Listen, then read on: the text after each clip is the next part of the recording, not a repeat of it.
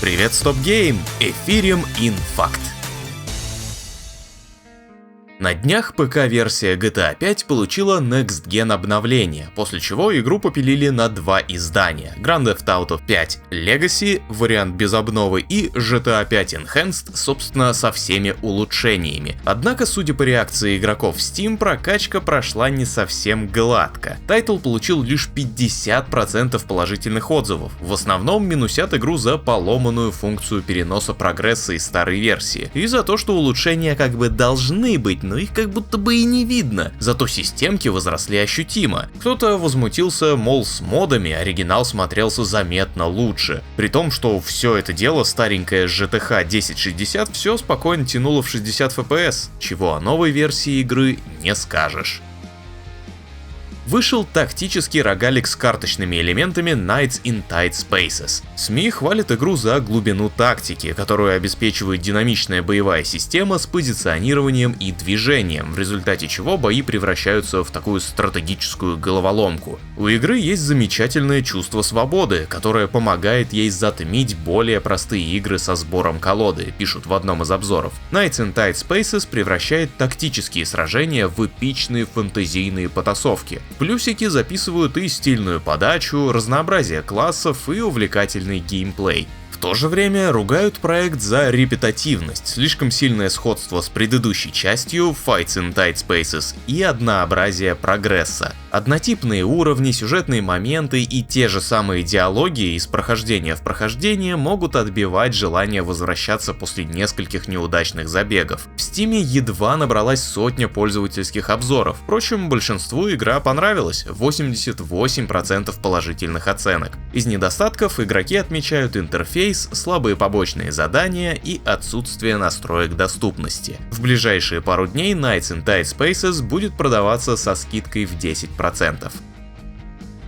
7 марта, то бишь завтра, состоится первое тестирование новой Battlefield. По крайней мере, так утверждает журналист Том Хендерсон. Тест продлится около 2 часов исключительно на ПК. Публиковать геймплейные записи, обсуждать увиденное на публике и уж тем более стримить это дело будет нельзя. Но что-то мне подсказывает, что где-нибудь кто-нибудь досольет какую-нибудь инфу, а то и геймплея подвезет. Событие направлено на проверку работоспособности основных механик и концептов. В будущем же разработчики покажут игрокам больше различных элементов, в том числе карты, транспорт, оружие, гаджеты, баланс, игровые режимы и так далее. Сама батла должна выйти в 2025 на ПК, PlayStation 5 и Xbox Series. Но полноценного анонса все еще не было.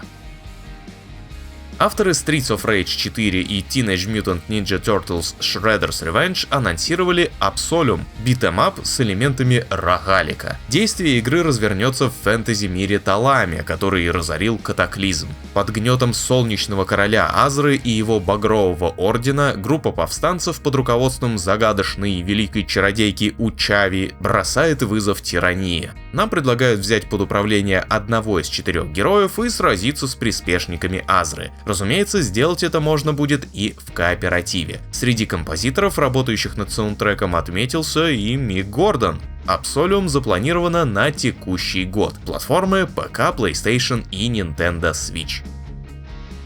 Bethesda не бросает развитие Fallout 76. 20-й сезон под названием Glow of the Ghoul наконец сможет порадовать тех, кто давно этого ждал, возможностью поиграть за гулей. Вот только просто взять и стартовать за них игру будет нельзя. Для этого придется прокачаться до 50 уровня и пройти специальный квест. Игровые гули невосприимчивы к негативным эффектам радиации и не нуждаются в еде и питье. Облучение восстанавливает здоровье, а если набрать достаточное количество радов, то персонаж получит новые способности. Вот только все лучшее, что дарует превращение в гульца, будет нивелироваться при ношении силовой брони, так что от нее придется отказаться. Фракции и NPC начнут иначе относиться к герою, в том числе крайне агрессивно. В дальнейшем новая раса будет получать больше плюшек, а NPC начнут обзаводиться на таких гостей новыми реакциями. Раз гулье в Fallout 76 начнется 18 марта.